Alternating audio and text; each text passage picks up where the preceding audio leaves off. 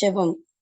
நல்ல ஆண்டவரே, துதிக்கு பாத்திரரே, எங்கள் மீது அதிகமாய் அன்பு வைத்து சுவாமி, இதோ எங்களை நேசித்தபடியினாலே எங்களுடைய பாவத்திலிருந்து எங்களை விடுதலையாக்க, எங்களுடைய சாபத்திலிருந்து எங்களை விடுதலையாக்க, தேவரீர் இதோ உம்முடைய நேசகுமாரனை இந்த பூமிக்கு அனுப்பி சுவாமி, கர்த்தாவே, இதோ நாங்கள் அதிலிருந்து விடுதலை அடைய நீங்க கிருபை செஞ்சீங்க. நன்றி செலுத்துகிறோம் ஆண்டவரே. அதோடு கூட தகப்பனே, நாங்கள் உம்முடைய 2ஆம் வருகைக்காக காத்திருக்கிற இந்த வேளையிலே சுவாமி, தேவரீர் இதோ உம்முடைய சத்திய வசனங்கள் எல்லா இடங்களிலும் ஆண்டவரே அதிகமாய் பரவ உம்முடைய தாசர்களை நீர் ஏற்படுத்த வேண்டுமாய் கூட கெஞ்சி செபிக்கிறோம். அது மாதிரியாக இந்த வேளையிலும் கூட தகப்பனே, இதோ உம்முடைய அடியானை நீர் மறைத்து ஆண்டவரே, உம்முடைய பரிசுத்த ஆவியானதை கொண்டு சத்திய வசனங்களை எங்களோடு பகிர நீங்க கிருபை செய்திருக்கீங்க. நன்றி செலுத்துகிறோம் ஆண்டவரே. இந்த கூடுகையிலே கலந்து கொண்டிருக்கக்கூடிய ஒவ்வொரு குடும்பத்திற்காக இந்த வேளையில வருகிறோம் சுவாமி. நாங்கள் கேட்பதோடு மாத்திரம் அல்லாமல் தகப்பனே, பிறருக்கு நாங்கள் ஆண்டவரை உம்மை பற்றி எடுத்து சொல்லவும், அவர்களையும் உம்முடைய சத்திய வசனத்திலே வழிநடத்தக்கூடியவர்களாகவும் நாங்கள் வாழ நீர் எங்களுக்கு அனுக்கிரகம் செய்ய வேண்டுமாய் கூட கெஞ்சி செபிக்கிறோம் ஆண்டவரே. இதோ உம்மை நாங்கள் தரிசிக்க, உம்மோடு கூட உறவாட, உம்மோடு ஆண்டவரை நாங்கள் வாழ ஐக்கியப்பட, அனுதினமும் நாங்கள் உம்மையே ஆண்டவரை நினைக்க கிருபை செய்ய வேண்டுமாய் கெஞ்சி செபிக்கிறோம். இந்த ஜெப வேளையை நீங்கள் ஆசீர்வதித்துக் கொடுங்க சுவாமி. துதி கன மகிமை யாவற்றையும் உமக்கு ஏறெடுக்கிறோம் ஆண்டவரே. எந்த விதமான டெக்னிக்கல் இஷ்யூஸ் வராதபடி காத்துக்கொள்ளுங்க.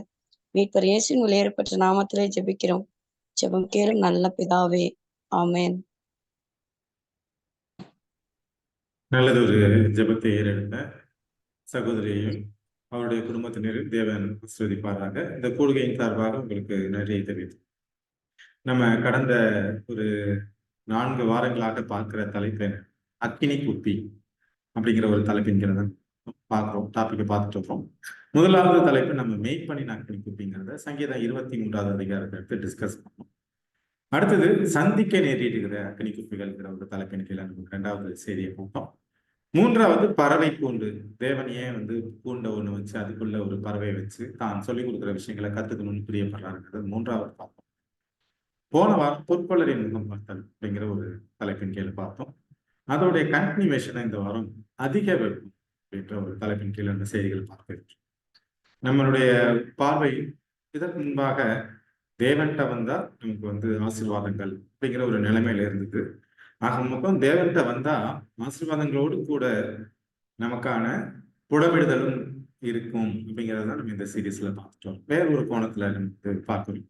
இந்த நாள்ல நம்ம பார்க்கறது அதிக வெப்பம் அல்லது தீவிர வெப்பம்.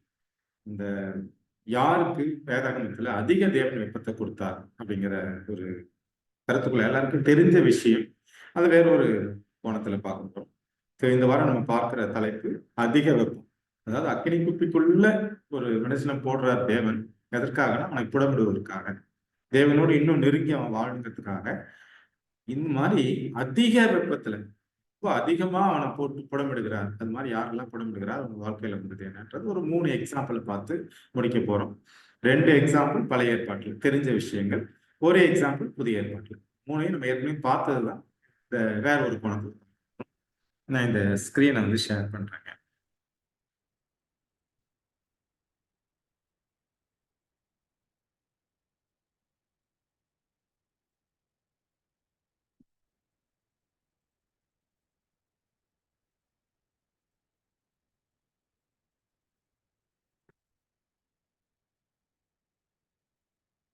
இந்த நாளின் தலைப்பு அதிக வெப்பம் அப்படிங்கிற ஒரு தலைப்பின் கீழே பார்க்கிறோம்.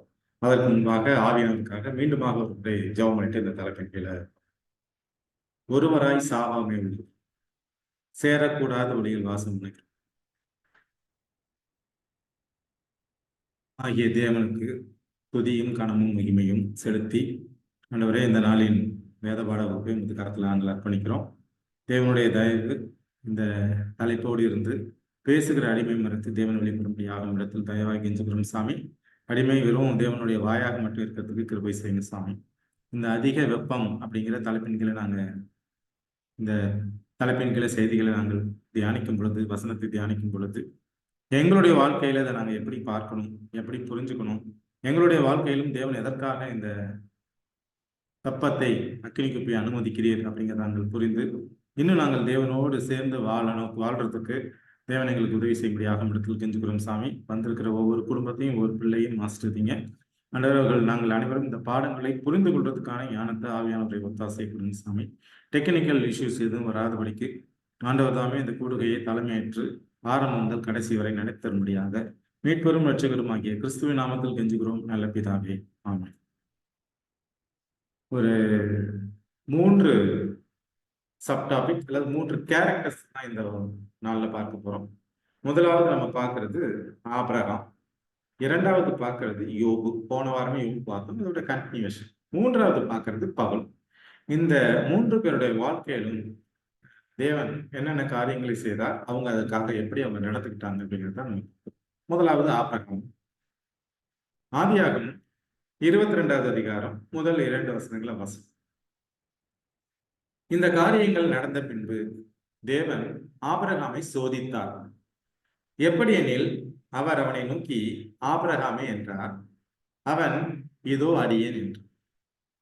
அப்பொழுது அவர், உன் புத்திரனும் உன் ஏகசுதனும் உன் நேசகுமாரனுமாகிய ஈசாக்கை நீ இப்பொழுது அழைத்து கொண்டு மோரியா தேசத்துக்கு போய் அங்கே நான் உனக்கு குறிக்கும் மலைகள் ஒன்றிலே அவனை தகன பலியாக பலியிடு என்றார். தேவன் ஆபிரகாமுக்கு ஒரு சோதனை வைக்கிறார், சோதிக்கிறாருங்கிறத நம்ம இதுல பார்க்கிறோம்.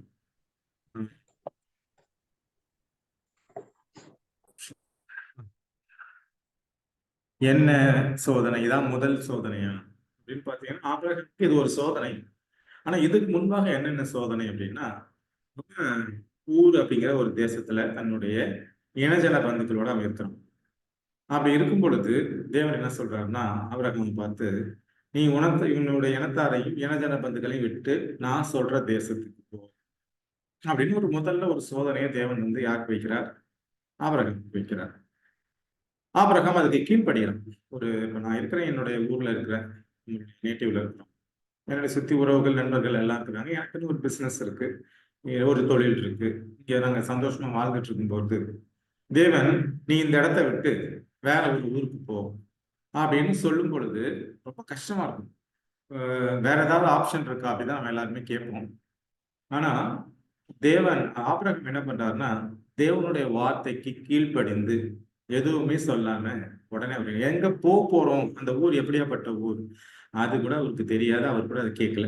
உடனே கீழ்ப்படிந்து அவருடைய அந்த சொத்து பத்துக்கள், அவருடைய வேலைக்காரர்கள்லாம் அழைச்சிட்டு என்ன பண்றாருன்னா, தன்னுடைய மனைவியோட வந்தாரு. கூட சேர்த்து அவருடைய அண்ணன் பையன் லோத்தையும் அழைச்சிட்டு முதல் சோதனையில அவர் என்ன பண்றாருன்னா ஜெயித்துறாரு. இதான் நம்ம ஆபிரகாம் முதல் சோதனை. 2வது சோதனை, அவருக்கு 2 இடத்துல பஞ்சம் வருது. முதலாவது பஞ்சம் வரும் பொழுது இதை பார்த்தோம். ஆதியாகமம் 12வது அதிகாரம் முதல் வசனம். கர்த்தர் ஆபிரகாமை நோக்கி, நீ உன் தேசத்தையும் உன் இனத்தையும் தகப்பனுடைய வீட்டையும் விட்டு புறப்பட்டு நான் உனக்கு காண்பிக்கும் தேசத்துக்கு போ. இதான் முதல் சோதனை ஆபிரகாமுக்கு. ஆபிரகாம் என்ன பண்றது? போயிடுறாரு. 2வது ஒரு சோதனை ஆபிரகாம். ஆதியாகமம் 12வது அதிகாரம் 14 மற்றும் 15 வசனங்கள். ஆபிரகாம் எகிப்திலே வந்தபோது எகிப்தியர் அந்த ஸ்திரீயை மிகுந்த அழகுள்ளவர்கள் கண்டார்கள். எந்த இடத்துல போய் ஆபிரகாம் குடியிருந்தாரு, அந்த பஞ்சம் வருது. பஞ்சத்தினால் அவர் என்ன பண்றாருன்னா, எகிப்துக்குள்ள கொஞ்ச நாள் போய் இருக்கிறது. தன்னுடைய மனைவியை அங்க அழைச்சிட்டு போகும்போது அந்த அம்மா ரொம்ப அழகா இருக்கிறாங்க, சாரா. அப்போ பார்வோனுடைய பிரபுக்களும் அவளை கண்டு பார்வோனுக்கு முன்பாக அவளை புகழ்ந்தார்கள். அப்பொழுது அந்த ஸ்திரீ பார்வோனுடைய அரண்மனைக்கு கொண்டு போகப்பட்டார். குடியிருக்கிறாங்க. ராஜாவுக்கு முன்னாடி இந்த ஸ்திரியை பத்தி அவங்க புகழும் பொழுது ராஜா என்ன பண்றாங்கன்னா, அந்த அம்மாவை மேரேஜ் பண்ணிக்கிறதுக்காக அரண்மனைக்கு அழைச்சிட்டு போறாங்க. அழைச்சிட்டு போகும் பொழுது அங்கே அந்த அம்மா அந்த அரண்மனைக்குள்ள இருக்கும்போது அங்க தேவன் என்ன பண்றாருன்னா, எகிப்து அரண்மனையில் உள்ள எல்லாரும் வாதைகளை அனுப்புறார். அங்க நோயால அவங்களை பாதிக்கிறார். ஏன் வாதிக்கிறார் அப்படின்னா, இந்த ஸ்திரீ நிமித்தம், சாராவின் நிமித்தம் வாதிக்கிறார். இங்க ஆபிரகாம் ஒரு விஷயத்த சொல்லியிருப்பான், ஒரு பொய் சொல்லியிருப்பான். என்ன பொய்ங்கிறது நமக்கு தெரியும். ஆதியாகமம் 20வது அதிகாரம் அதுக்கு முன்பாக என்ன பொய் சொல்ல சொல்லியிருப்பான்னா, இனி வந்து என்னுடைய மனைவின்னு சொன்னா என்னை கொன்னுடுவாங்க. அதனால என்ன பண்ண நீ என்னுடைய என்னை வந்து சகோதரன் சொல்லு அப்படின்னு பொய் சொல்ல சொல்லியிருப்பான். இதே போல அந்த அம்மாவும் அவங்க பொய் சொல்லியிருப்பாங்க. ஸோ 2வது ஆபிரகாம் வைக்கப்பட்ட சோதனையில என்ன பண்றாங்க, விழுந்து பொய் சொல்றோம். என்ன சொல்ல ஒரு வகையில வந்து ஆபிரகாமும் சாராவும் அண்ணன் தங்கச்சி தான். அப்பா ஒரு அப்பா தான், அம்மா மட்டும் வேற 2 அம்மாக்கள். அதனால அவன் அப்படி சொல்ல சொல்லுவான். ஆனா உண்மையிலே யாருன்னா அவனுடைய மனைவி. ஒரு வகையில சகோதரியா இருந்தாலும் ஒரு வகையில என்னது மனைவி. சகோதரின்னு சொன்னதுனால அந்த அம்மாவை என்ன பண்றாங்க, அரண்மனைக்கு அழைச்சிட்டு போறாங்க. இங்க பிரச்சனைகள் வருது. பிரச்சனைகள் வரும் பொழுது அந்த பார்வோனுடைய பார்வோனுக்கு விஷயம் தெரியுது. ஏன் இந்த பிரச்சனைகள் வருதுட்டு. அதுக்கப்புறம் சொல்லி அனுப்பிச்சு விட்டுறான். ஃபர்ஸ்ட் இது ஒரு கதை. அப்போ 2வது ஆபிரகாமுக்கு ஒரு சோதனை வைக்கப்பட்டது. ஆனா அந்த சோதனையில் என்ன பண்றாரு, ஆபிரகாம் விழுந்து போறார், பொய் சொல்றாரு. 3வதாக ஒரு சோதனை திரும்பவும். ஆதியாகமம் 20வது அதிகாரம் 2 மற்றும் 3 வசனங்கள். அங்கே ஆபிரகாம் தன் மனைவியாகிய சாராளை தன் சகோதரி என்று சொன்னதனாலே கேராரின் ராஜாவாகிய அபிலமேக்கு ஆள் அனுப்பி சாராளை அழைப்பித்தான். தேவன் இரவிலே அபிலமேக்கு சொப்பனத்திலே தோன்றி, நீ அழைப்பித்த ஸ்திரீ நிமித்தம் நீ செத்தாய், அவள் ஒருவனுடைய மனைவியாய் இருக்கிறாளே என்றான். 2வது வேற ஒரு எங்கன்னா கேராரின் ராஜா. அங்க போகும் பொழுது அங்க என்ன சொல்றான், என்னை வந்து உன்னுடைய கணவன் சொன்னா என்னை கொன்னுடுவாங்க, அதனால நீ வந்து சகோதரின்னு சொல்லணும். அங்கேயும் இதே கதையை சொல்றான். ஸோ 2வது முறை அவனுக்கு வைக்கிற சோதனையில என்ன பண்றான், அவன் வந்து விழுந்து போகிறான். இப்போதான் இதெல்லாம் ஒரு சோதனை, ஒரு வெப்பம். ஆனா இது எப்ப அதிக வெப்பமாக மாறுகிறது அப்படின்னு பார்த்தோம்னா, இந்த ஆதியாகமம் 22வது அதிகாரத்தில்.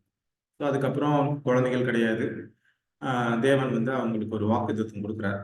ஒரு மகன் பிறப்பான், அந்த மூலமா தான் சந்ததி, உன்னோட சந்ததி விளங்கும், அவங்களுடைய எண்ணிக்கை வந்து கடற்கரை மணலை போலவும் வானத்து நட்சத்திரங்களை போலவும் பெருகும் அப்படின்னு ஒரு வாக்குத்தத்தம் கொடுக்குறாரு. கொடுத்து 25 வருஷம் கழிச்சு தான் என்ன பண்ணுதுன்னா ஒரு குழந்தை பிறக்குது. ஒரு குழந்தை பிறந்த உடனே அந்த குழந்தை வந்து பொதுவா பிறந்த அன்னைக்கோ இல்லை அடுத்த நாளோ ஒரு குழந்தை இறந்துட்டா ஒரு நாள் ஒரு வாரம் அழுவாங்க, 10 நாள் அழுவாங்க, அதுக்கப்புறம் அதை மறந்துடுவோம். பிராக்டிக்கல் லைஃப்ல எப்படி பார்க்குறோம். ஆனா இந்த பையன் ஒரு வாலிப வயசுக்கு வந்துடும். வாலிப வயசுக்கு வர்றான்னா எவ்வளவு வயசுக்கு வருது, ஒரு 17 18 வயசு அந்த வாலிப வயசுல இருக்கிறான். அந்த டைம்ல தான் தேவன் என்ன பண்றாருன்னா மீண்டுமாக ஒரு சோதனையை கொடுக்குறாரு. இவ்வளவு நாள் கொடுத்தது வெப்பம், இது என்னன்னா அதிக வெப்பம். ஸோ இன்னும் போட்டு புடமிடுகிறார். என்ன சொல்றாரு, அவர் உன் புத்திரனும், அவருடைய வார்த்தைகளே பார்த்தீங்கன்னா எவ்வளோ ஹைலைட் பண்றாரு பாருங்க. உன் புத்திரனும் உன் ஏகசுதனும் உன் நேசகுமாரனுமாகிய ஈசாக்கை நீ இப்பொழுது அழைத்து கொண்டு மோரியா தேசத்துக்கு போய். இப்ப அங்க வந்து அவனுடைய மகனுடைய இம்பார்ட்டன்ஸை வந்து தேவன் என்ன பண்றாருன்னா உயர்த்தி பிடிக்கிறார். உன் புத்திரன், உன் ஏகசுதன், உன் நேசகுமாரன் அப்படின்னு அழுத்தம் திருத்தமா சொல்லி, நீ என்ன பண்ணு, அங்க போய் ஒரு மோரியா தேசத்துல போய் ஒரு மலையின் மேல என்ன பண்ண அவனை தகன பலியிடு. தகன பலின்னா என்ன அப்படின்னா சும்மா வெட்டுறது இல்லைங்க, துண்டு துண்டா சந்து சந்தா வெட்டும். ஸோ பெத்த பிள்ளைய வெட்டுறது அப்படிங்கிறத நம்ம வந்து கற்பனை கூட பண்ணி பார்க்க முடியாது. இவருக்கு ரொம்ப வயசாயிடுச்சு, காலம் குழந்தை இல்லை. ஆனா ஒரே பிள்ளை, அது அந்த பிள்ளைய போய் தகன பலியா கொடு அப்படின்னு சொன்ன உடனே, தேவன் சொன்ன உடனே ஆபிரகாம் என்ன பண்றாருன்னா கீழ்ப்படுகிறார். அவர் எதிர்த்து எதுவுமே பேசல. வீட்டுல மனைவி கிட்ட கூட சொல்லாம என்ன பண்றாருன்னா அவரு பையனை அழைச்சிக்கிட்டு 2 வேலைக்காரங்களை அழைச்சிட்டு போறார். எத்தனை நாள் நடக்கிறாங்க அப்படின்னு பாத்தீங்கன்னா 3 நாட்கள் நடக்கிறாங்க. 3 நாள் நடந்ததுக்கு அப்புறம் அந்த வேலைக்காரர்களை அவர் வந்து மலைக்கு மேல அழைச்சிட்டு போகல.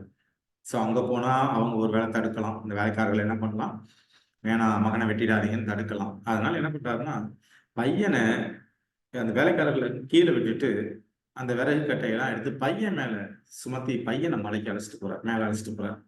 மேலைக்கு மேல அழைச்சிட்டு போயிட்டு அங்க என்ன பண்றாரு, நம்ம பலி கொடுக்குறாரு.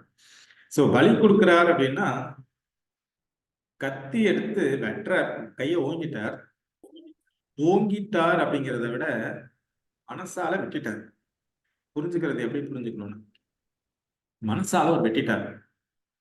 வெட்டல, ஈசாக்கு சாகல, ஆனா மனசுல அவர் என்ன நினைச்சிட்டாரு, அவன் செத்துட்டான் அவ்வளவுதான். அந்த மாதிரிதான் ஒரு முடிவு பண்ணி தான் என்ன பண்றாருன்னா கத்தியை ஓங்குறாரு. அப்ப மனசால அவனை வெட்டிட்டு மனசால அவன் செத்துட்டான் அப்படிங்கிறது மாதிரிதான் அவர் என்ன பண்றாருன்னா கத்தியை ஓங்குறார். அந்த நேரத்துல தேவன் என்ன சொல்றாரு? வேண்டாம், கையை கீழே போடுன்னு சொல்றாரு. அந்த கை ஓட்ட கை கூட என்ன பண்றாரு? தேவன் தேவன் சொன்ன வார்த்தைக்கு அவர் கீழ்ப்படுகிறார். கையை வெட்ட போறார், முடிவு பண்ணிட்டு வெட்ட போற நேரத்துல கூட தேவன் அவர் சொல்ற வார்த்தைக்கு அவர் கீழ்ப்படிந்து என்ன பண்றாருன்னா, ஒரு செகண்ட் தானே, கையை மேல உயர்த்திட்டா வெட்ட போறாரு, அப்ப கூட கை வந்து நிக்குது. தேவன் சொன்ன அந்த அளவுக்கு அவர் என்ன பண்றாரு? கீழ்ப்படிதல் உள்ள மனிதனாக இருக்கிறார். மகனை பலி கொடுக்கும் போது என்ன பண்றார்? ஒரு பலி கொடுக்கறதுக்கு ஒப்பு கொடுக்குறார். ஒரே பையன், அதுவும் எவ்வளவு ஹைலைட் பண்றாரு. ரெண்டாவது, கையை உயர்த்தி வெட்ட போற நேரத்துல கூட நிறுத்து அப்படின்னு நிறுத்துறாரு. இந்த அளவுக்கு ஒரு கீழ்ப்படிதல் உள்ள மனிதனாக இருக்கிறார். அவருக்கு ஒரு இதான் அதிக வெப்பம், தீவிர வெப்பம். அக்னி பூஜையில போட்டு வறுத்து எடுக்கிறார் தேவன். அதுல அவர் ஜெயிக்கிறார் அப்படிங்கிறத நம்ம வந்து பார்க்கணும். மனசால என்ன பண்றார்? வெட்டிட்டார் அப்படிங்கிறத பார்க்கணும். இதை பத்தி எங்க நம்ம படிக்கலாம் அப்படின்னா, எபிரேயர் 11வது அதிகாரம் 17, 18, 19 வசனங்களை வாசிக்கும் போது இந்த விஷயங்கள். மேலும் விசுவாசத்தினாலே ஆபிரகாம் தான் சோதிக்கப்பட்ட போது ஈசாக்கை பலியாக ஒப்பு கொடுத்தான். எதனால ஒப்பு கொடுத்தான்னா, விசுவாசத்தினால. அந்த விசுவாசம் அவனுக்கு எப்படி வந்துச்சு? விசுவாசம் வருது எப்படி வருதுன்னா, வேதாகம் கையில இருக்கு. என்ன முன்னாடி நடந்துச்சு, இனி என்ன நடக்க போகுது, என்ன நடந்துகிட்டு இருக்கு, எல்லா விஷயங்களும் இதுல இருக்கு. நம்ம வந்து விசுவாசிக்கிறோம். ஆனா ஆபிரகாம் கிட்ட தேவன் பேசுனது மட்டும்தான். வந்து பேசுறார். இந்த வார்த்தைகளை அவர் நம்பி விசுவாசிக்கிறார். என்ன வார்த்தைகளை நம்பி விசுவாசிக்கிறார்? ஈசாக்கின் இடத்தில் உன் சந்ததி விளங்கும் என்று அவனோடு சொல்லப்பட்டிருந்ததே. இப்படிப்பட்ட வாக்கு தத்தங்களை பெற்றவன் மரித்தோரிலிருந்து எழுப்ப தேவன் வல்லவரா இருக்கிறார் என்று எண்ணி ஈசாக்கின் இடத்தில் உன் சந்ததி விளங்கும் என்று அவனோடு சொல்லப்பட்டிருந்ததே. அப்போ பலியாக தேவன் ஒப்பு கொடுக்க சொல்றாரு. ஆனா அதுக்கு முன்னாடியே ஒரு வாக்கு தத்தம் கொடுத்திருக்கிறாரு.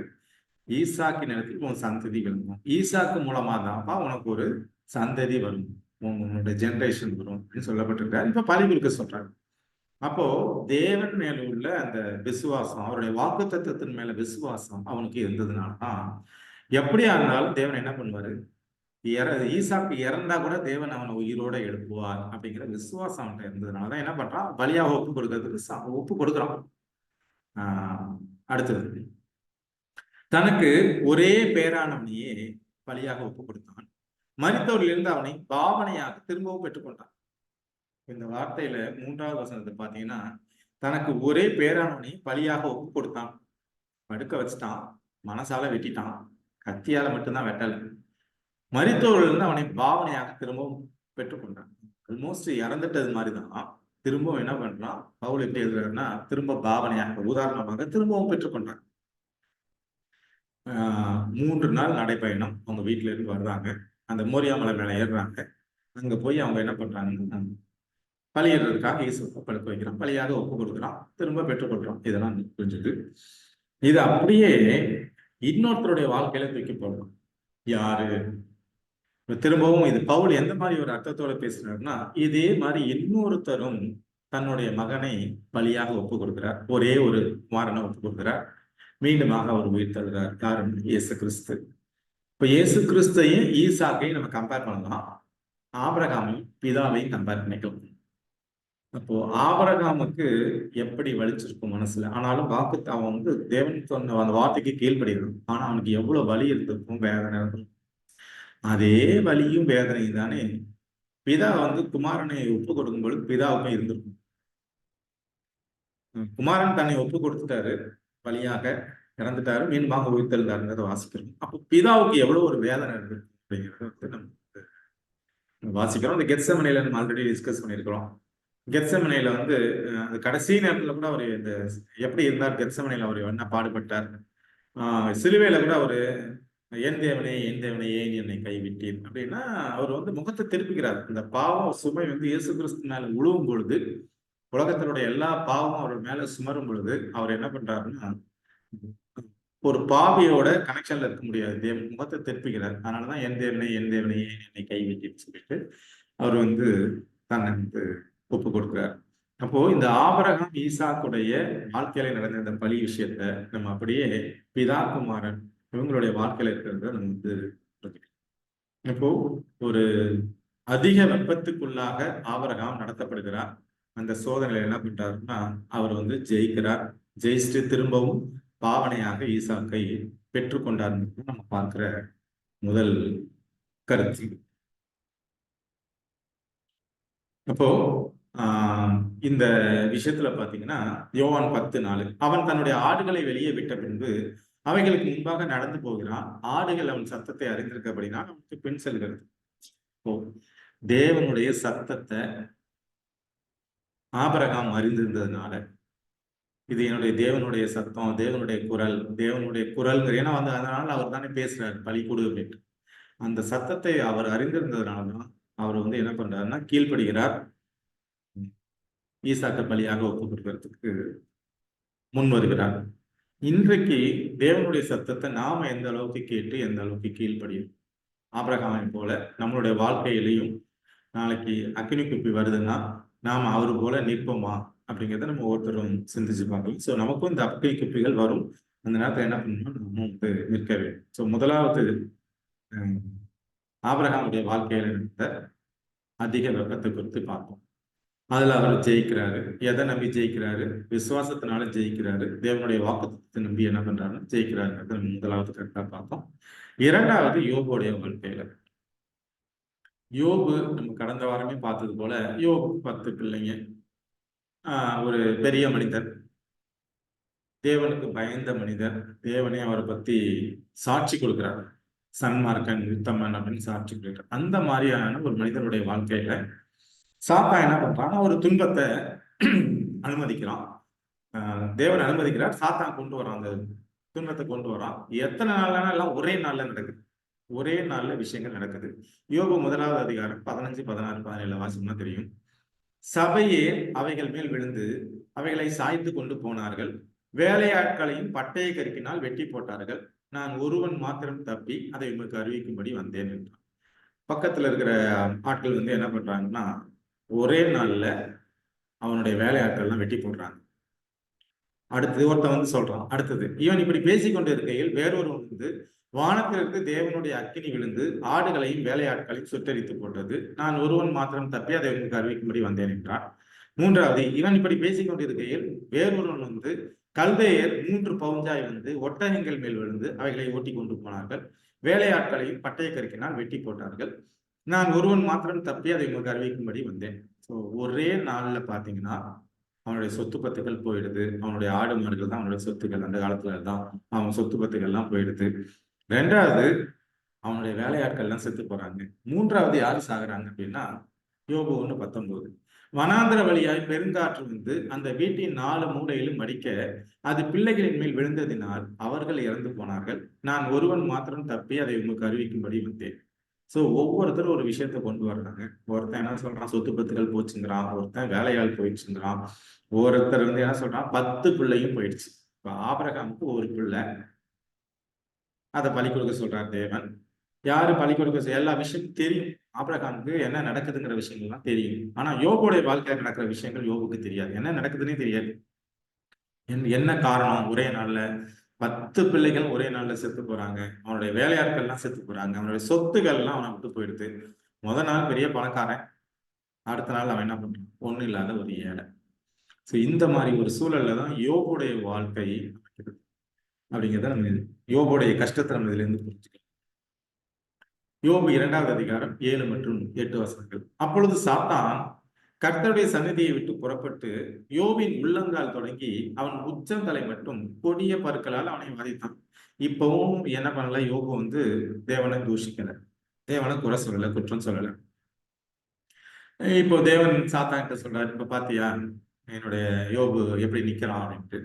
அப்ப என்ன சொல்றான், ஒரு மனுஷனுக்கு சொத்து பத்து எல்லாத்த விட உயிர் தான் ரொம்ப முக்கியம், நீங்க அவனை தொட்டு பாருங்க அப்படின்னு சொல்றான். அதுக்கும் தேவன் பர்மிஷன் கொடுக்குறான், அவன் உயிரை மட்டும் எடுக்காத, மற்ற நீ என்ன வேணா பண்ணு அப்படின்னு சொல்லும் பொழுது இவன் என்ன பண்றான்னா உச்சந்தலையிலிருந்து கால் வரைக்கும் கொடிய பருக்களால் அவன் பாதிக்கிறான். கொப்பளத்தை வச்சு உண்டாக்கி பாதிக்கிறான்.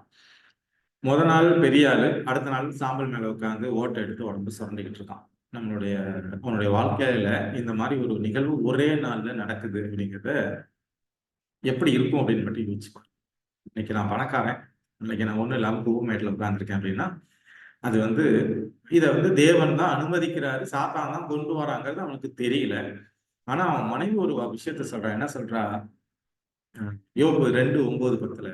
அப்பொழுது அவன் மனைவி அவனை பார்த்து, நீர் இன்னும் உம்முடைய உத்தமத்தில் உறுதியாய் நிற்கிறீரோ, தேவனை தூஷித்து ஜீவனை விடும் என்றார். அதற்கு அவன், நீ பைத்தியகாரி பேசுகிறது போல் பேசுகிறாய், தேவன் கையிலே நன்மையை பெற்ற நாம் தீமையையும் பெற வேண்டாம் என்றான். இவைகள் எல்லாவற்றிலும் யோபு தன் உதடுகளினால் பாவம் செய்யவில்லை. பொண்டாட்டி என்ன சொல்றான், ஏன் இன்னும் கடவுள் கடவுள்னு சுத்திட்டு இருக்கு, அதான் எல்லாம் முடிஞ்சு போய் ஓட்டு குப்பை மேட்டில் உட்காந்துருக்குற, கடவுளுக்கு எதிராக மண்ணள்ளி விடு, அதான் தூஷித்து நீ என்ன பண்ண உயிரை வழியா அப்படின்னு சொல்லும்போது கூட தேவன் கையில நன்மையை நம்ம பெற்றுக்கிட்டோம், தீமையும் பெற்றுக்கொள்ள வேண்டும் அப்படின்னு வந்து யோபு வந்து பேசுறாங்க. அப்போ யோபுடைய வாழ்க்கையில ஆபிரகாம் வாழ்க்கையில நடந்ததை விட அதிக வெப்பம். ஒரே நாள்ல சொத்து போகுது, பிள்ளைங்க போறாங்க, வேலையாட்கள் போறாங்க, மனைவி போறாங்க, எல்லாரும் அவுட்டு. ஒரே ஒரு ஆள் மட்டும் தனியா உடம்பு ஃபுல்லா வியாதி நோயை வாங்கிக்கிட்டு மேல உட்காந்துக்கிறார். இந்த நேரத்துல இன்னும் 3 பேர் வர்றாங்க, அவருடைய ஃப்ரெண்ட்ஸ் 3 பேர் வர்றாங்க. வந்து அவங்க இன்னும் வெந்த புண்ணுல வேலை பாய்ச்சுற மாதிரி இன்னும் என்ன பண்றாங்கன்னா, எப்படியாவது அவரை வந்து தேவனுக்கு எதிராக பேச வைக்கணுங்கிறதுக்காக அவங்க என்ன பண்றாங்கன்னா, என்னென்னவோ முயற்சிகள் பண்ணி பாக்குறாங்க. அப்பவும் தேவன் என்ன பண்ணலன்னா, யோபு என்ன பண்ணல, தன் உதடுகளினால் ஒரு குற்றத்தை கூட தேவனுக்கு எதிராக என்ன செய்யல. யோபு 19:8 மற்றும் 9 வசனங்களை வாசிக்கிறேன். நான் கடந்து போக கூடாதபடிக்கு அவர் என் பாதையை வேலி அடைத்து என் வழிகளை இருளாக்கி விட்டார். இப்போ போன வாரம் நம்ம பார்த்தோம், யோபு வந்து இந்த விஷயத்தை ஏன் இப்படி நடக்குதுன்னு தேவன்கிட்ட கேட்கறதுக்கு முயற்சி பண்றார். ஆனா தேவன் அவர்கிட்ட பேசவே இல்லை. எந்த பக்கம் போனாலும் அவருக்கு பாதை அடைக்கப்பட்டது. அவரால் யோபுவால தேவன்கிட்ட பேசவே முடியல. அந்த ஒரு சூழல் அவர் இருக்கிறார். அடுத்த வார்த்தை என்ன சொல்றாரு, என்னிலிருந்து என் மகிமையை அவர் உரிந்து கொண்டு என் சிரசின் கிரீடத்தை எடுத்து போட்டார். அப்போ அவருக்குன்னு ஒரு மரியாதை இருந்தது. அந்த மரியாதை என்ன பண்றாருன்னா, தேவன் எடுத்துட்டு அவரை ரொம்ப கீழான நிலைக்கு கொண்டு போனார். சரி, என் வாழ்க்கையில இந்த மாதிரி ஒரு நிகழ்வு வருது, யோபு மாதிரியோ இல்ல ஆபிரகாம் மாதிரியோ ஒரு நிகழ்வு வருதுன்னா நான் இது மாதிரி நிற்பேனா அப்படிங்கிறது தான். ஏன்னா கடைசி நாட்கள்ல வாழ்ற நமக்கு யாக்கோபுடைய இக்கட்டு காலம் வர்றது மாதிரி பிரச்சனைகளின் காலம் வர்றதுக்கு இருக்கு. அப்படி வரும் பொழுது நான் நிற்பனா அப்படிங்கிறத நம்ம இதுல இருந்து பார்க்கலாம். இதுக்கு முன்னாடி இவங்கெல்லாம் நின்றுருக்காங்க. சரி, எனக்கு வாழ்க்கையில இது போல ஒரு பிரச்சனை தான், நான் நிற்பதற்கு தேவனிடத்துல நம்ம பலத்தை வேண்ட வேண்டும் அப்படிங்கிறத நம்ம இதுல இருந்து கற்றுக்கொள்கிற பாடம். என்னுடைய வாழ்க்கை, இன்னைக்கு இருக்கிற வாழ்க்கை நாளைக்கு வேற மாதிரி போகணும். எனக்கும் சோதனைகளை தேவன் வைக்கணும் என்னை இன்னும் புடம்பிடுவதற்காக. அந்த நேரத்துல நான் என்னுடைய மகிமையிட்டேருந்து எடுத்து என் சிரசின் கிரீடத்தை என்கிட்ட எடுத்து போட்டாலும் நாம நிற்போமா அப்படிங்கிறத நம்ம யோசிச்சு பார்க்குற யோபுடைய வாழ்க்கையில என்னென்ன நடந்துச்சு அப்படிங்கிறத நம்ம பார்த்தோம். எல்லாம் சொத்து சுகம், மனைவி, பிள்ளைகள், வேலைக்காரங்க எல்லாம் போனது இல்லாம இந்த 3 பேர் யோபு 2:11 வாச்சோம்னா, யோபுடைய 3 சிநேகிதராகிய தோமானியனான எலிப்பாசும், சூகியனான பில்தாதும், நாகமத்தியனான சோப்பாரும் யோபுக்கு நேரிட்ட தீமைகள் யாவையும் கேள்விப்பட்ட போது அவனுக்காக பரிதவிக்கவும் அவனுக்கு ஆறுதல் சொல்லவும் ஒருவரோடு ஒருவர் யோசனை பண்ணி கொண்டு அவரவர் தங்கள் ஸ்தலங்களில் இருந்து வந்தார்கள். வந்தவனுங்க சும்மா கிடையாது, வெறும் ஆறுதல் மட்டும் அவனுக்கு சொல்லல, அவங்க இன்டைரக்டா எப்படியாவது யோபு வந்து தேவனுக்கு எதிராக பேச வைக்கணுங்கிறது ரொம்ப கவனமா இருக்கு. நீங்க யோபு அந்த 5வது அதிகாரத்தை எடுத்து பாத்தீங்கன்னா, அவங்க அங்கேருந்து கிளம்பும் போதே சாத்தா அவங்க மனசுல வந்து பேசுற அந்த வார்த்தையை பேசிட்டு தான் என்ன பண்ணுவோம், அனுப்பிச்சு விடுவான். இவங்க வந்து எப்படியாவது யோபு வந்து திருப்பத்துக்கு முயற்சி பண்ணுவாங்க. ஆனா யோபு வந்து எவ்வளவு கீழ்நிலையில இருந்தாலும் தேவனுக்கு எதிராக அவங்க வந்து பாவம் செய்ய மாட்டாங்க. அவங்க என்ன சொல்லுவாங்கன்னா, தேவன் வந்து அவங்க ஊழியக்காரர்கள்ட்ட கூட அவங்க நம்பிக்கை வைக்க மாட்டாரு அப்படின்னு சொல்லுவாங்க. ஏன்னா பர்வத்துல இருந்து தூதர்களை தள்ளி விட்டதை கூட அந்த இடத்துல யோபு வந்து என்ன பண்ணுவாங்க, யோபு ஃப்ரெண்ட்ஸ் வந்து பேசுவாங்க. அவங்க தன்னுடைய ஊழியக்காரர்கள்ட்ட, தேவ தூதர்கள்ட்ட கூட அவங்க நம்பிக்கை வைக்க மாட்டாரு, அந்த அளவுக்கு தேவன் அப்படிங்கிற மாதிரி சொல்லி நீங்க எல்லாம் ஏமாத்துறோம் அப்படிங்கிற மாதிரிதான் அவங்க வந்து சொல்லுவாங்க. ஆனாலும் யோபு தன்னுடைய வாயினால் ஒரு தவறு கூட செய்ய மாட்டார். இப்போ யோபு 1:6-7 வாச்சோம்னா, ஒரு நாள் தேவபுத்திரர் கர்த்தருடைய சன்னதியில் வந்து நின்ற போது சாத்தானும் அவர்கள் நடுவே வந்து நின்றான். ஏன் தேவபுத்திரர் அப்படின்னு சொல்றாங்க அப்படின்னா, இந்த தேவபுத்திரர்கள் யாரு? இப்ப இங்க பூமி சார்பா யாரு போனா அப்படின்னா சாத்தான் தான் போவான். ஆக்சுவலா இங்க தேவபுத்திரர் யாரு? இப்ப எனக்கு என்னோட அப்பா இருப்பாரு. அப்படி ஒவ்வொருத்தருடைய அப்பாவுக்கு மேல போனீங்கன்னா கடைசியில யார் வந்து நிற்பா? ஆதாம். ஆதாமுடைய அப்பா யாருன்னா தேவன். அப்போ பூமி ஒவ்வொரு உலகத்துல இருந்தும் ஒரு ரெப்ரசன்டேட்டிவ், அவங்க தான் யாரு? தேவபுத்திரர். அந்த படைத்ததுல முதல் ஆள். இவங்க எல்லாம் தான் சேர்ந்து போய், அதாவது ரெப்ரஸன்டேட்டிவ்ஸ் எல்லாம் போறாங்க. ஒவ்வொரு உலகத்துடைய தலைவர்கள் அங்க போய் நிக்கிறாங்க. இந்த உலகத்தை தான் சாத்தான் வந்து ஆதாம் கையிலிருந்து வாங்கிக்கிறான். இவன் இந்த பூமி சார்பா போனான். அப்பதான் அவனுக்கு வந்து இங்க விஷயங்களை வந்து தேவன் யோபு பத்தி பேசும் பொழுது அவர் வந்து என்ன பண்றாருன்னு இங்க சோதிக்க வருகிறாருங்கிறது நம்ம வந்து என்ன இதில் வாசிக்கிறோம். யோபு என்ன சொல்றாரு? யோபு 1:21. நிர்வாணியாய் என் தாயின் கர்ப்பத்திலிருந்து வந்தேன், நிர்வாணியாய் அவ்விடத்துக்கு திரும்புவேன். கர்த்தர் கொடுத்தார், கர்த்தர் எடுத்தார், கர்த்தருடைய நாமத்துக்கு ஸ்தோத்திரம் என்றார். இந்த மனப்பக்குவம் ஏன்ட்ட வருதா? கர்த்தர் கொடுத்தார், கர்த்தர் எடுத்தார், கர்த்தருடைய நாமத்துக்கு ஸ்தோத்திரம். சோ நான் எவ்வளவு கீழ்நிலையில போனாலும் தேவனுக்கு ஸ்தோத்திரம் சொல்கிறேன். நான் எனக்கு மட்டும் ஏன் இந்த கஷ்டம், எனக்கு மட்டும் ஏன் இந்த பிரச்சனை, இவன்லாம் ஒரு துன்மார்க்கமா தானே வாழ்றான், ஆனா அவங்க எல்லாம் நல்லா தானே இருக்கிறாங்க, நான் இப்படி இருக்கிறேன் அப்படி இருக்கிறேன் அப்படிங்கிற மாதிரியான மனப்பக்குவம் நமக்கு வரக்கூடாது அப்படிங்கிறதுக்காக இந்த பாடம்.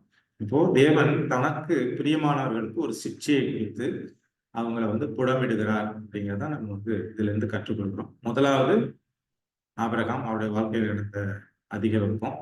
அதற்கு அடுத்தது அவரை விட அதிக வெப்பம் யாருக்குன்னா யோபுடைய. ஒரே நாள்ல எல்லாத்தையும் இருக்கிறார், போய் தெருவுக்கு வந்துடுறார். அதுக்கப்புறம் அவருக்கு தேவன் எல்லாம் கொடுக்குறாருங்கிறது ரெண்டாவது விஷயம். ஆனா அவர் எவ்வளவு தூரம் அந்த அந்த சூழலிலும் தேவனுக்கு உண்மையும் உத்தமமாக இருந்தார். யாக்கோபு 5வது அதிகாரம் 11வது. இதோ பொறுமையா இருக்கிறவர்களை பாக்கியவான்கள் என்கிறோம். இதுல யாரு பொறுமையா இருக்கிறார்? யோபு பொறுமையா இருக்கிறார். தன் வாயினால எந்த ஒரு தவறுமே சொல்லல. இது ஆபிரகாம் வாழ்க்கையில இந்த பிரச்சனைகள் வெறும் 3 நாள் தான். பலி கொடுங்கன்னு சொல்றாரு, 3 நாள் நடந்து போறாங்க, அன்னைக்கே பிரச்சனை முடிஞ்சிருக்கு. யோபுடைய வாழ்க்கையில பாத்தீங்கன்னா ஒரு சில வாரங்கள், ஒரு சில மாதங்கள் கூட இந்த பிரச்சனைகள் நடந்திருக்குன்னா நமக்கு எக்ஸாக்டா தெரியல எவ்வளவு நாள் நடந்துச்சு. ஒரு சில வாரங்கள், மாதங்கள் நடந்திருப்பான். அப்போ அவன் எதனால அங்க வந்து அவன் விசுவாசம் வாக்கு தத்துவத்தின் மேல, தேவன் சொன்ன வாக்கு தத்துவம், பலி கொடுக்க சொன்னாலும் ஈசாக்கின் மூலமா தான் அவன் சந்ததி விலகுன்னு சொன்னதுனால விசுவாசிக்கிறான் கர்த்தருடைய வார்த்தையை, நம்பிக்கையா இருக்கு. ஆனா இங்க யாக்கோபு என்ன சொல்றாரு அப்படின்னா யோபின் பொறுமையை குறித்து சொல்கிறார். இதோ பொறுமையா இருக்கிறவர்களை பாக்கியவான்களை என்கிறோமே, யோபின் பொறுமையை குறித்து கேள்விப்பட்டிருக்கிறீர்கள், கர்த்தருடைய செயலின் முடிவையும் கண்டிருக்கிறீர்கள். கர்த்தர் மிகுந்த இரக்கமும் உருக்கமும் உள்ளவராய், கர்த்தர் மிகுந்த உருக்கமும் இரக்கமும் உள்ளவராய் இருக்கிறாரே. அப்போ யோபுடைய வாழ்க்கையிலிருந்து நம்ம என்ன கத்துக்கிறோம் அப்படின்னா, எவ்வளவு அதிகம் வெப்பம் இருந்தாலும் தேவனை எந்த ஒரு சூழலிலும் குறை குற்றங்கள் சொல்லக்கூடாது, பொறுமையா இருக்கணும். யோபுடைய வாழ்க்கையில நம்ம கற்றுக்கொள்கிறது என்ன? பொறுமை. யோபுடைய பொறுமையை நம்ம என்ன பண்ணணும்? கற்றுக்கொள்ள வேண்டும். இரண்டாவது கருத்தாம். மூன்றாவது பவுல். பார்த்த 2 கருத்து புதிய பழைய ஏற்பாடு, இது வந்து புதிய ஏற்பாடு பார்க்கிறோம்.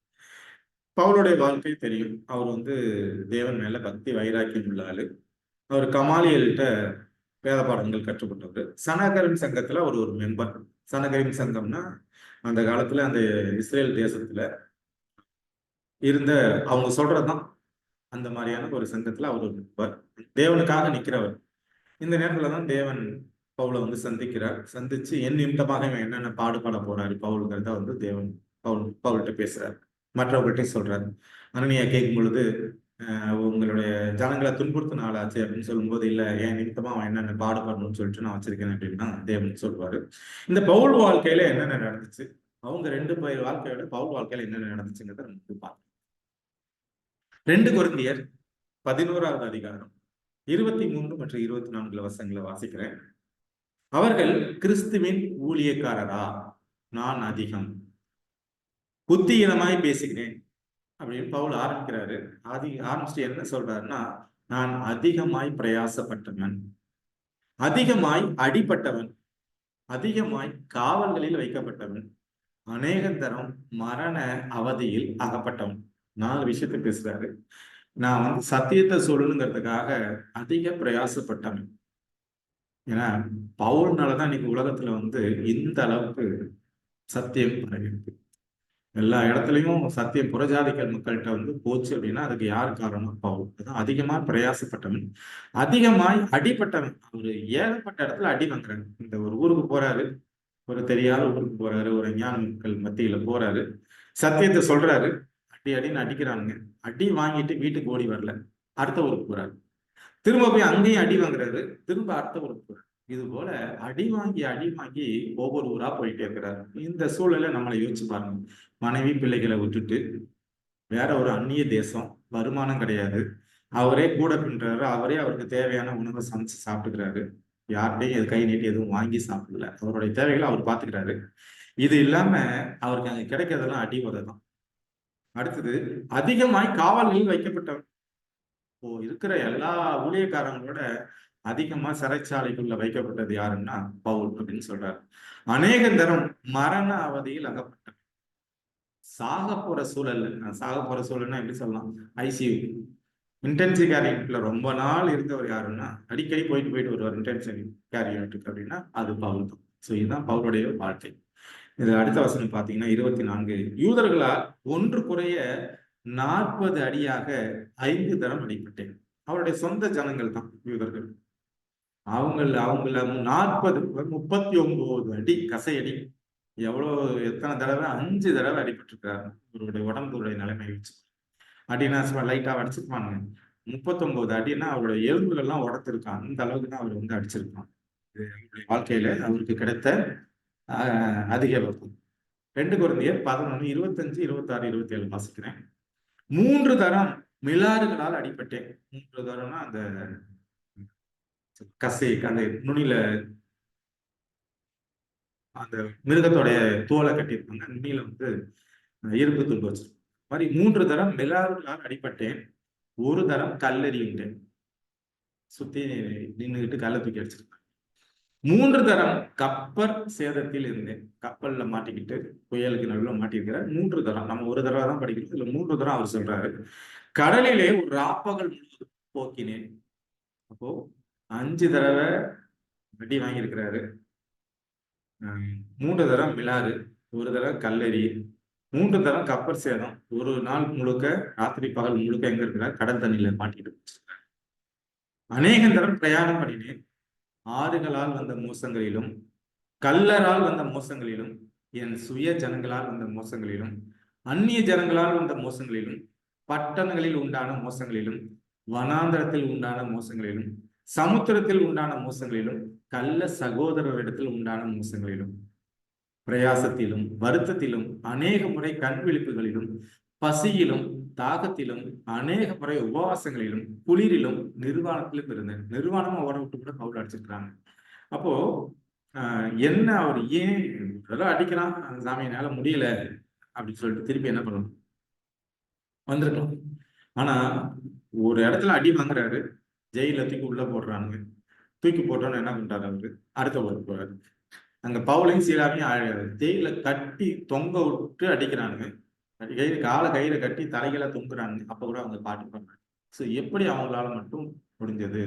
இப்ப எந்த அளவுக்கு அவங்க வந்து தேவனோடு நெருக்கமா இருந்திருக்கிறாங்க, தேவனை உண்மையா புரிஞ்சுக்கிட்டு அவங்க அன்பு சேர்த்திருக்காங்க, நம்ம இதுல இருந்து புரிஞ்சுக்கலாம். அப்போ அவங்களுக்கு எல்லாம் கூட ஒரு நாள், ஒரு ஆபிரகாம் வாழ்க்கையில ஒரு 3 நாள், அடுத்த யோபு வாழ்க்கையில ஒரு சில வாரங்கள் எல்லாம் மாறும். ஆனா இவருடைய வாழ்க்கையே அப்படிதான் இருந்திருக்கு. ஒரு நாள் கூட அவருக்கு சந்தோஷத்தை அவர் அனுபவிக்கல. கஷ்டத்திலையும், பிரயாணத்திலையும், பசியிலையும், தாகத்திலையும் தான் அவர் வாழ்க்கை ஓடிட்டு. அவருடைய வாழ்க்கையில இருந்து புரிஞ்சுக்கணும், எதற்காக அவர் வந்து இவ்வளவு கஷ்டப்படணும், ஏன் தேவன் இதெல்லாம் அனுமதிக்கிறார் அவருடைய வாழ்க்கையில. ஏதோ ஒரு கஷ்டப்பட்டு அடுத்த லெவலுக்கு கொண்டு போயிருக்கலாம். 2 கொரிந்தியர் 1வது அதிகாரம் 6வது வசனம். ஏன் அவர் கஷ்டப்பட்டார்? ஆதலால் நாங்கள் உபத்திரவப்பட்டாலும் அது உங்கள் ஆறுதலுக்கும் ரட்சிப்புக்கும் ஏதுவாகும். நாங்கள் ஆறுதல் அடைந்தாலும் அதுவும் உங்கள் ஆறுதலுக்கும் ரட்சிப்புக்கும் ஏதுவாகும். நாங்கள் பாடுபடுகிறது போல நீங்களும் பாடுபட்டு சகிக்கிறதுனாலே அந்த ரட்சிப்பு பலன் செய்கிறது. சோ நாங்க உபத்திரவப்படுறது எதனாலன்னா உங்களுடைய ஆறுதலுக்கும் ரட்சிப்புக்கும் பவுல் பேசுறாரு. இன்னொரு வசனம் கூட வரும், நான் உபத்திரம், ஒரு மனுஷனுக்கு எவ்வளவு உபத்திரம் வருதோ அந்த அளவுக்கு தேவன் என்ன பண்றாருன்னா ஆறுதலையும் கொடுக்குறார். உபத்திரவையும் கொடுக்குறார், ஆறுதலையும் கொடுக்குறார். அந்த உபத்திரமும் நம்முடைய ஆறுதலுக்கு, ஒரு ஊழியக்காரன் படுற உபத்திரமும் கஷ்டமும் யாருக்கு வந்து ஆறுதலை ரட்சிப்பையும் கொடுக்குதுன்னா சாதாரண மனிதர்களுக்கு, விசுவாசிகளுக்கு என்ன கொடுக்குதுன்னா ஆறுதலுக்கும் ரட்சிப்புக்கும் வழிவகுக்குது. ஒரு ஊழியக்காரர் படுற கஷ்டம் சாதாரண மனிதர்களுக்கு ஆறுதலையும் ரட்சிப்பையும் கொடுக்குது. நாங்கள் ஆறுதல் அடைந்தாலும் அதுவும் உங்கள் ஆறுதலுக்கும் ரட்சிப்புக்கும் ஏதுவாகும். நாங்கள் பாடுபடுகிறது போல நீங்களும் பாடுபட்டு சகிக்கிறதுனாலே அந்த ரட்சிப்பு பலன் செய்கிறது. அவள் என்ன சொல்றாரு? ஊழியக்காரர்களுக்கு பிரச்சனை வந்தா சாதாரண மக்களுக்கு ரட்சிப்பு கிடைக்கும். அது போல உங்களுக்கும் பாடுகள் இருந்தா அந்த பாடுகள் என்ன பண்ணுங்க, பாடுகளை செய்யுங்க. அது இன்னொரு மனுஷனுடைய ரட்சிப்புக்கு என்ன உதவியா தான் தெரிஞ்சுக்க. அப்போ நம்மளுடைய வாழ்க்கையிலையும் அதிக வெப்பம் வந்தா நாமளும் பவுலை போல, யோபுவை போல, ஆபிரகாம் போல நிற்க வேண்டும். அவளோட நம்ம இதுல இருந்து புரிஞ்சுக்க பாடம். இப்போ நம்ம பார்த்தது 3 பேரை பார்த்துருக்கிறோம். பழைய ஏற்பாட்டுல 2 பேரு, புதிய ஏற்பாட்டுல ஒருவர்.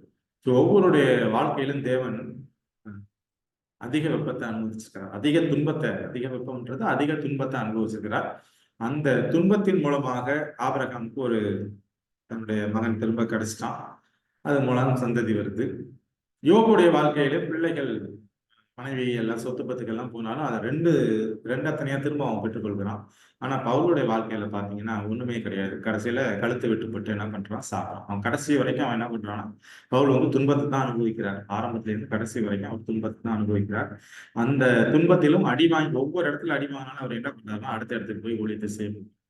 சோ இந்த மாதிரியான மனுப்பக்குவம் நமக்கும் வரணும். தேவன் நமக்கு அக்கினி குப்பையை நம்முடைய வாழ்க்கையில அனுபவித்தாலும் அதை நம்ம ஏற்றுக்கொண்டு சகித்து கொண்டு தேவனுடைய ஊழியத்தை செய்யும். தேவனுடைய ஊழியத்தை தான் இந்த நல்ல ஒரு வாய்ப்பை கொடுத்த தேவனுக்கும் இந்த கூடுகையில் பங்கு பெற்ற உங்கள் அனைவருக்கும் நன்றியை தெரிவித்துக் கொள்கிறேன். இதை பத்தின ஏதாவது சந்தேகங்கள் தான் நம்ம டிஸ்கஸ் பண்ணுவோம்.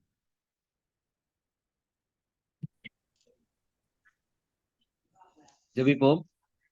எங்க நல்ல ஆண்டவரே, இந்த மாலை வேலைக்காக உமக்கு நாங்கள் நன்றி செலுத்துகிறோம். குடும்பமாய் உம்முடைய சமூகத்தில் வரும்படி கர்த்தர் எங்களுக்கு பாராட்டின கிருபைக்காக நன்றி செலுத்துகிறோம். வந்து கலந்து கொண்டு உம்முடைய வார்த்தைகளை கேட்க, வார்த்தைகளை குறித்து கற்றுக்கொள்ள எங்களுக்கு செய்த மகத்தான கிருபைக்காக உமக்கு நன்றி செலுத்துகிறோம். உடைய வார்த்தையில ஜீவன் உண்டு ஆண்டவரே. உடைய வார்த்தையில் மகத்துவம் உண்டு. உடைய வார்த்தையில சத்தியம் உண்டு ஆண்டவரே. எல்லாவற்றுக்காக நாங்கள் நன்றி செலுத்துகிறோம். எங்களோட பேசின வார்த்தைகளுக்காகவும் உமக்கு நாங்கள் நன்றி செலுத்துகிறோம். தொடர்ந்து நாங்கள் அதை தியானிக்கவும் கற்றுக்கொள்ளவும் உம்மோடு நெருங்கி வாழவும் உடைய குணத்துல நாங்கள் இருக்கவும் கர்த்தர் எங்களுக்கு உதவி செய்யும்படி நாங்கள் ஜெபம் பண்ணுகிறோம் ஆண்டவரே. கலந்து கொண்ட ஒவ்வொருவரையும், குடும்பத்தாரையும், பிள்ளைகளையும் கர்த்தர் ஆசீர்வதித்து பாதுகாத்துக் கொள்ளுங்க. விசேஷமாய் வார்த்தையை எங்களோடு பகிர்ந்து கொண்டதுக்காக சாருக்காகவும் அவருடைய குடும்பத்திற்காக பிள்ளைகளுக்காகவும் நன்றி செலுத்துகிறோம். தொடர்ந்து அவரை எடுத்து பயன்படுத்துங்க. அநேகருக்கு ஆசீர்வாதமாய் வைக்கும்படி நாங்கள் ஜெபம் பண்ணுகிறோம்ப்பா. ஆரம்பம் முதல் முடிவு மட்டும் எந்த விதமான டிஸ்டர்பன்ஸ் இல்லாதபடிக்கு, டெக்னிக்கல் டிஸ்டர்பன்ஸ் இல்லாதபடிக்கு பாதுகாத்தீங்க. அதற்காக நன்றி செலுத்துகிறோம். இந்த வாரம் முழுவதும் நடத்தி கொடுங்க. மீண்டும் நாங்கள் கூடுகிற வரைக்கும் ஆவியானவர் எங்களை வழிநடத்தும்படி நாங்கள் ஜெபிக்கிறோம். எல்லா துதி கன மகிமையெல்லாம் உமக்கே செலுத்துகிறோம். இயேசுவின் நாமத்தில் பிதாவே, ஆமென். என் ஆத்துமாவே கர்த்தரை ஸ்தோத்திரி, என் முழு உள்ளமே பரிசுத்த நாமத்தை ஸ்தோத்திரி. என் ஆத்துமாவே கர்த்தரை ஸ்தோத்திரி, சகல உபகாரங்களையும் மறவாதே. ஆமென். நல்லதொரு ஜெபத்தை ஏறெடுத்த சகோதரரையும் அவர் செய்கிற ஊழியங்களையும் தேவன் ஆசீர்வதிப்பாராக. இந்த கூடுகையின் சார்பாக உங்களுக்கு நன்றியை தெரிவித்திருக்கிறோம். மீண்டுமாக வேறொரு தலைப்பின் கீழே நம்ம அடுத்த வாரம் சந்திப்போம். அது வரைக்கும் தேவனுடைய கிருபை நம்ம அனைவரோடு இருக்கு.